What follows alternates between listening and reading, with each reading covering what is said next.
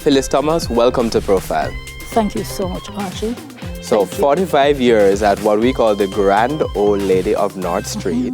For people who might not know the moniker, the nickname, this is the Gleaner. This is the Gleaner. And you are outlining this right now in your new book, which is I Dare You, A Climb to the Pinnacle of Journalism. First of all, why did you decide to write a book? You know, it was actually pushed on me. My dear friend, Yvonne Nicholson, she was always at me to write this book. I had no intention of writing a book. You see, I've been in journalism for the longest time, and I've been writing and writing and writing. But he didn't need to do I anymore. didn't need to do any more writing, but it didn't occur to me to do any writing at all. But she was at me, and a brother of mine, Lascelles, he was always saying, write something, but even thought that I had something to say. I had something to tell Jamaican people. And she said, Phyllis, when are you going to write it? And so that's the result. What has the reception been like? Oh, geez, this has been so good. People love the what's in there, but they love the cover. People are talking about the cover because of the attitude on the cover. I Dare You, A Climb to the Pinnacle of Journalism. And it's the attitude because I Dare You is daring the circumstances that came at me from childhood to now.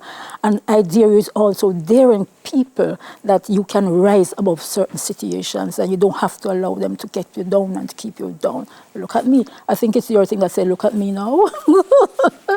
Look at me. My family, it's a family, a great big family of 12 of us. 3 of us went to live with my relatives in the country, and it's a whole lot of us, and all of us in poverty, and all of us has risen above the situation. Let's talk a little bit about those circumstances. Growing up in West Kingston. Yeah, West Kingston and East Kingston. And in East Kingston as well. Let's talk first about those different kind of circumstances. You said 12 children. Yes. So a lot of demands right there to begin with. Yes. One mother, mother and father. It's the same mother and father. And to go to school, we had difficulty going to school. To eat, we went to bed hungry a lot of the times.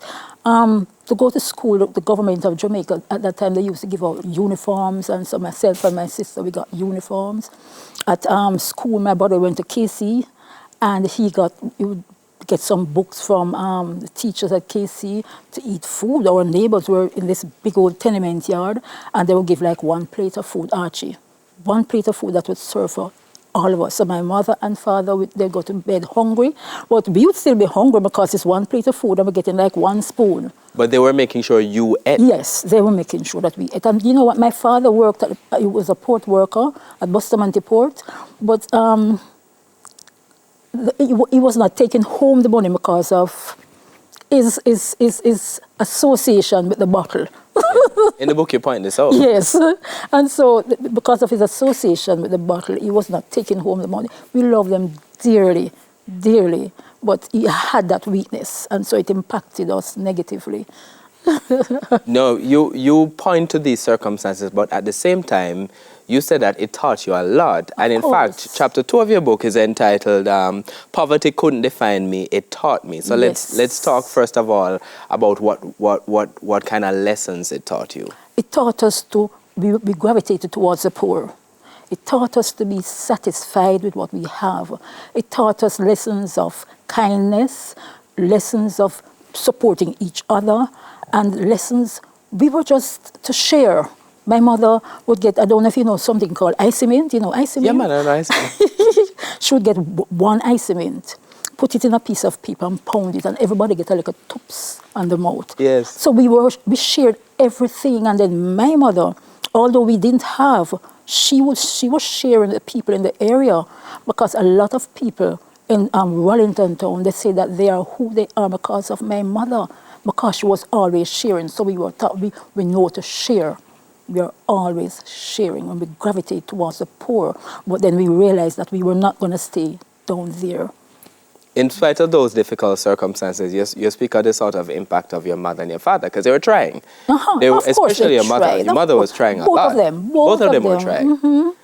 What in terms of and your mother was also big on pushing, both of them were big on pushing education. Yes. What were they saying to you? Was it you have to go to school, or were they just consistently going, yeah? No, man, we had to go to school. Whatever, because there's a part in the book where I told you about my brother didn't have the shoes to wear. And so he was preparing for common entrance, but he had to go to school and he didn't have the shoes. And so she put him in my father's shoes, put some socks inside there, stuff it up, and sent him to school. You know the result of that. The kids, when the kids got him, they teased him. Yeah. So he came home. But you know what she did? She stuffed his feet in my shoes and sent him back. So you know the horror story, they jeer him, they gave him a hard time all the way from school to where we lived on Walton Park Road, and they followed him from Whitfield, we went to Whitfield Primary, and they followed him from that school all the way home, jeering him. It was something else. So, you know, they tried. We had to go to school. The only thing is that she wasn't convinced about Friday school.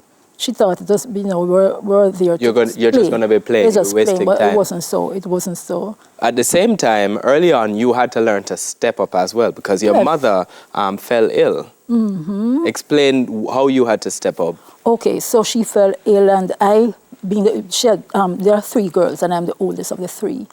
And so I had to be the mother. She fell ill, she was admitted to hospital, and we were in this tenement yard, so I had to cook. I had to cook for my brothers. You were learning to cook, by the way. Yes, I was learning to cook. It was my first culinary experience.